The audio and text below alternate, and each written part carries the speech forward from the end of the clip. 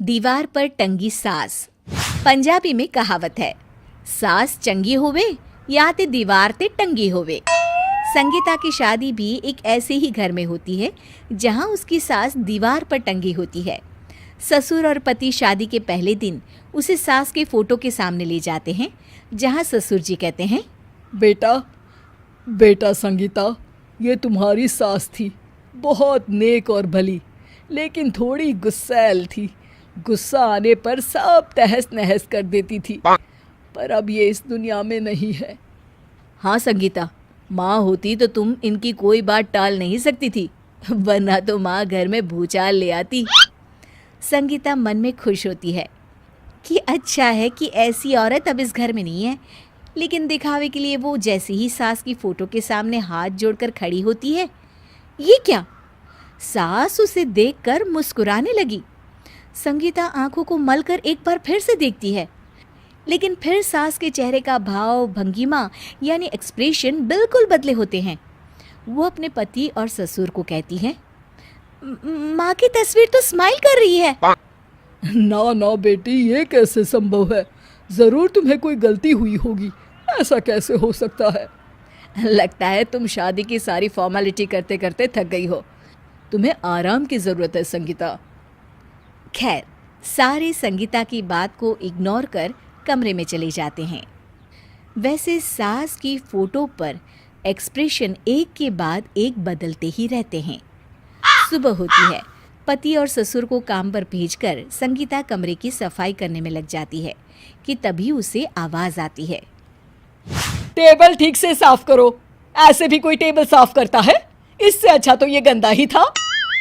किसी औरत की आवाज़ सुन संगीता दंग रह जाती है और सोचने लगती है कि आवाज़ कहाँ से आई। आवाज़ को नज़रअंदाज कर वो फिर से अपना काम करना शुरू करती है, लेकिन इस बार तो आवाज़ बिल्कुल उसके कान के पास से आती है। मेरा घर है ये। जब तक मैं थी चमका कर रखती थी, हर एक चीज शीशे की तरह थी। तुम्हें तो ना सफाई आती है ना कुछ पता है। क्यों तुम्हें मेरे घर की जिम्मेदारी दे दी गई है? पता नहीं तुम में मेरे बेटे को क्या दिखाई दिया। मैं होती तो एक से बढ़कर एक लड़कियों की लाइन लगा देती।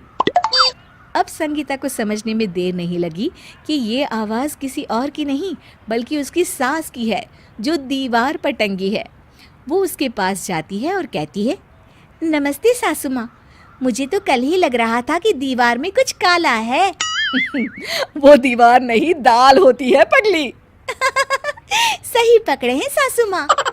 तो क्या हो गया आपको जो आप यहाँ भी चैन से नहीं बैठी हैं? सुना मैंने आपका व्यवहार काफी गुस्से वाला था। चुप रह तू, ज्यादा बकर बकर ना कर।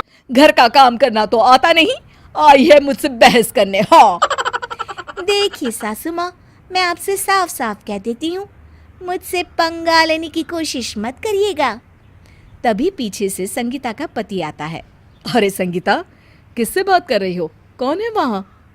संगीता की सास की फोटो फिर से पहले जैसी हो जाती है। आपकी माँ से कह रही थी कि मुझे काम करना आता। अरे संगीता, माना सास के ताने हर बहू को अच्छे लगते हैं, लेकिन यहाँ तो माँ है ही नहीं, तुम तो फोटो से ही। तुम भी लाजवाब हो संगीता। किसी को विश्वास नहीं होता कि संगीता अपनी मरी हुई सास की फोटो से बात करती है। वहीं आए दिन संगीता की सास संगीता को किसी न किसी बात पर आते जाते ताने देती।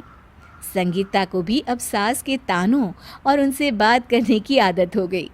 वो कभी खानदान की कहानी तो कभी तीज त्योहार कैसे मनाए या किसी व्यंजन की रेसिपी सास से ही पूछती।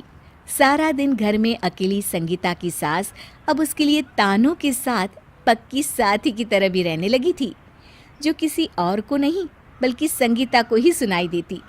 तो देखा आपने, सास बहू का रिश्ता हर रिश्ते से ऊपर होता है, फिर चाहे वो खट्टा हो या मीठा।